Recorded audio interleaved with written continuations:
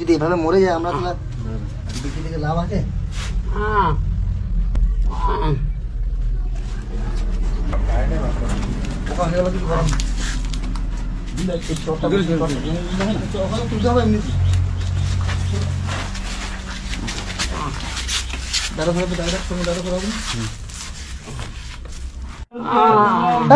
তোমাদের তো এইখানে ঘর, তোমরা একটু ধরলে কি হবে বলো?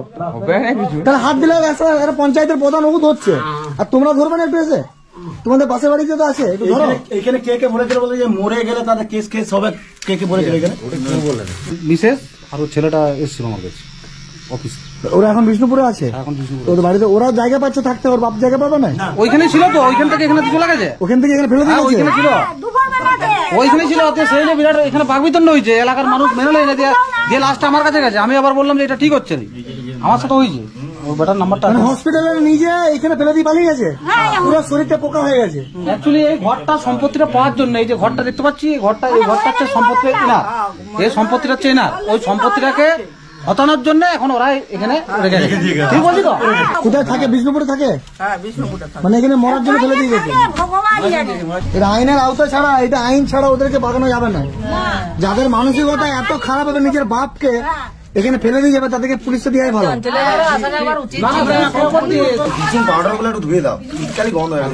এরকম ছেলে বেঁচে থাকা ভালো, মরে যাওয়া ভালো। তাহলে বাপকে এই জায়গায় ফেলে দিয়ে গেছে, দু চর মারতে আমি দেখতে পেলাম। 1:30টার সময় কেউ কোথাও নাই, তখন আমরা বলি হঠাৎ হড়কি দিয়ে পালার চেষ্টা,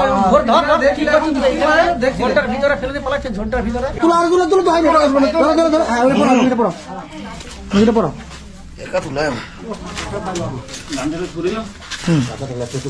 পুরো হাত তুলে নিয়ে আসতে পারবে। ওর ব্যাটার ফোন নাম্বার এটা? হ্যাঁ, 561919। হ্যালো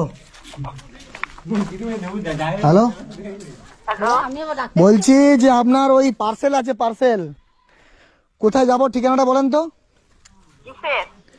ওই আপনাদের একটা পার্সেল আছে আর কি, কি কাগজ আমি জানি না, জমি জায়গার। একবার যাবো আর কি, কোথায় ছিন্নমস্তার ঠিকানাটা কোথায় দিয়েছি আমি খুঁজে পাচ্ছি না। ওই মধুমিতা বোস, কাগজে লেখা আছে মধুমিতা বোস। হ্যাঁ, কোথায় যাবো? শালবাগানে আছেন তো? ঠিক আছে, তাহলে শালবাগানের মাঠটায় গিয়ে আমি ফোন করছি ম্যাডাম আপনাকে একবার। ঠিক আছে। বললাম যে কিছু একটা LIC কিছু কাগজ টাগজ আছে, সে বলছে মাঠটাকে চলে আসো। যখন আমি বললাম যে এর একটা LIC কাগজ আছে, পয়সা পাতির ব্যাপার আছে, কোথায় যাবো, সঙ্গে সঙ্গে শালবাগান অ্যাড্রেসটা দিয়ে দিল। মানুষটাকে এভাবে ফেলে রেখে কিভাবে মৃত্যুর দিকে ফেলে দিয়েছে।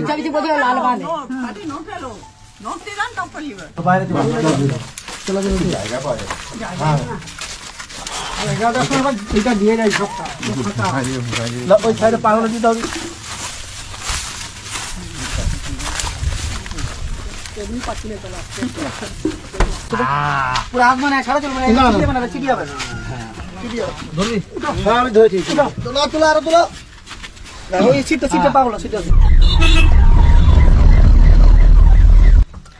বলছি যে আপনি ওই শালবাগানে যেখানে দুর্গাপূজা হয় ওইখানটাতে আসুন।